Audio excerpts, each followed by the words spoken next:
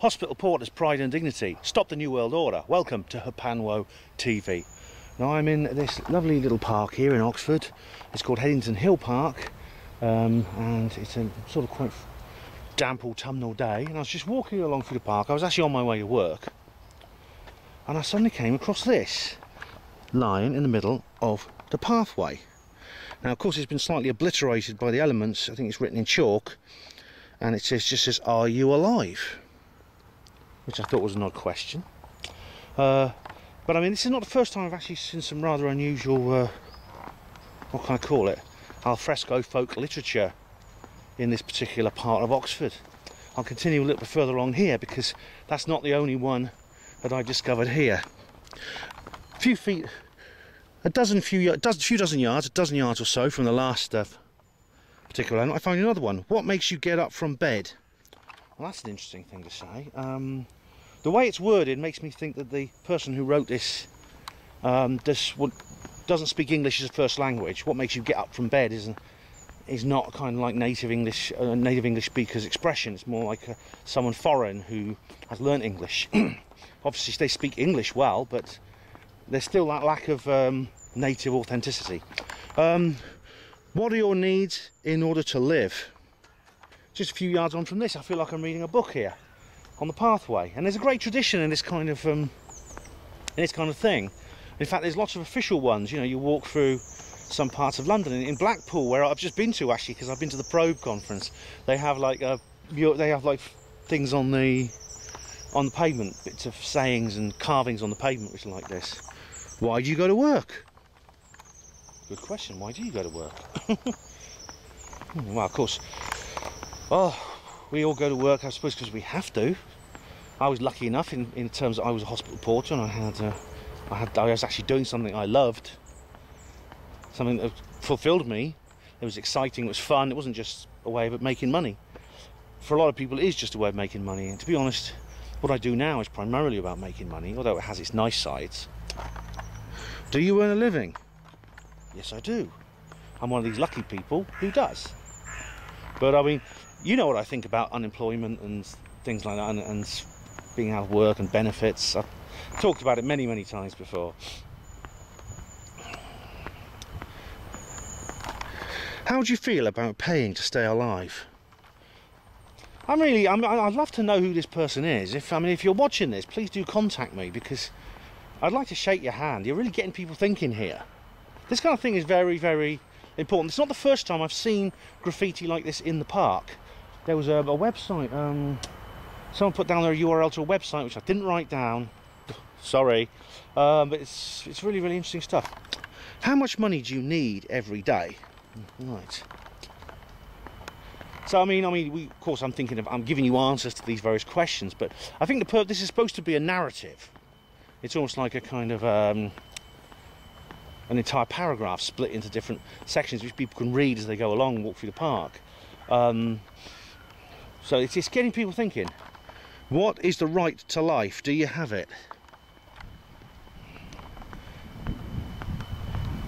I think it's these are sort of odd spaces. I'd say every dozen yards you get one of these. I'm going to see how far they go. I'm walking down through the park now. Is there any relationship between the right to life and money? Sorry if I'm not capturing all these, but I'll make sure the camera goes on all of them. Okay. There's another one. I can see another one as well. I think we've got lots of them here. Do you remember that Illuminati pyramid I found? That's gone now. Is there any human right that you need to pay for? So it's getting us thinking. I'm thinking about the financial system, how it's used to oppress people, and poverty, engineered poverty and things like that, which of course relates to so much more.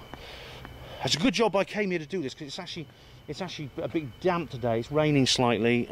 It's going to rain much harder this afternoon, and probably because this is simply scrawled with chalk on the ground, it'll be washed away by the rain. Some parts are already obliterated. How important is the statement of your bank account to you? I don't have a bank account. Well, I do have a bank account which is frozen because I owe the bank £10,000 promissory notes of fiat currency, which I haven't paid. Some of it's getting covered with leaves. When it's autumn, with leaves everywhere. When in your day do you not feel free? Oh, hello, dog. What a lovely dog. He's a little Siberian Husky. Hello.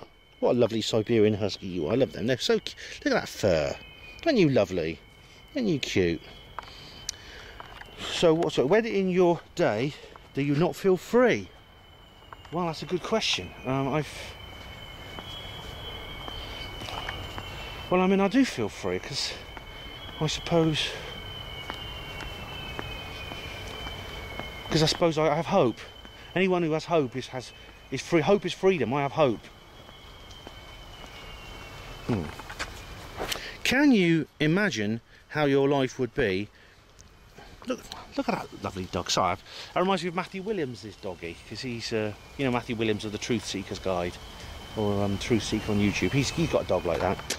Sorry, can you imagine how your life would be if your basic needs would be economically covered?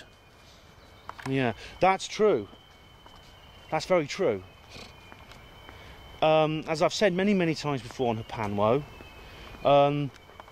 the way that our economic needs are not covered is actually how one of the tools of control. It's how we are manipulated. Right, so let's get more leaves over here. Oh, and when they engineer poverty, they make us dependent on the state, not from benefits, because they make sure our wages are too low. They make sure we're always living hand to mouth, and we're always worrying where the next pay slip's going to come from. That's how they stop us thinking about other things like, well, the kind of things I have made time in my day to think about.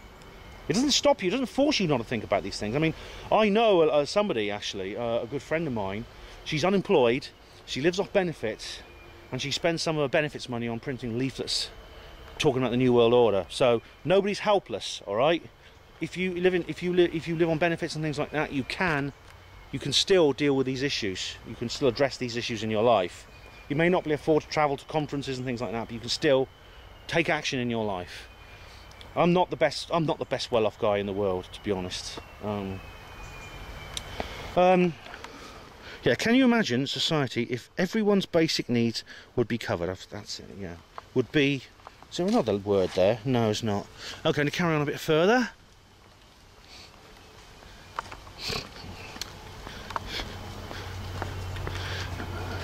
Is that the last of them? I think that's it, actually. I can't see any more.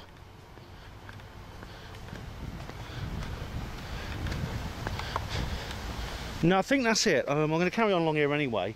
Like I said, graffiti is an excellent way, actually. Graffiti like that is an excellent way of getting the word out to people, and if anyone wants to use it, that's a good idea. I would just add, obviously, I would add a disclaimer that if you're going to use graffiti, it is criminal damage. It can be. If you're going to do graffiti, don't do it in a public place. Don't do it on people's houses or on their shops or anything like that. Okay. Just have respect. Also, don't do it like that with chalk or something, or with something that's dissolvable, like matte paint or something. Something that is not permanent, all right? Not a permanent marker. That's just because it's about showing respect for people and not damaging or dirtying the environment. Okay, so you've got to do it respectfully. In fact, you know, if I see some sort of like encouraging message painted across somebody's front wall or garden wall or something, I tend to sort of like think, well, that's not such an encouraging message because it's damaging someone's property. See what I mean? So, like, do it in a public place, like in this park. Do it without do it without using some kind of permanent marker. So what that person has done with chalk is a good idea.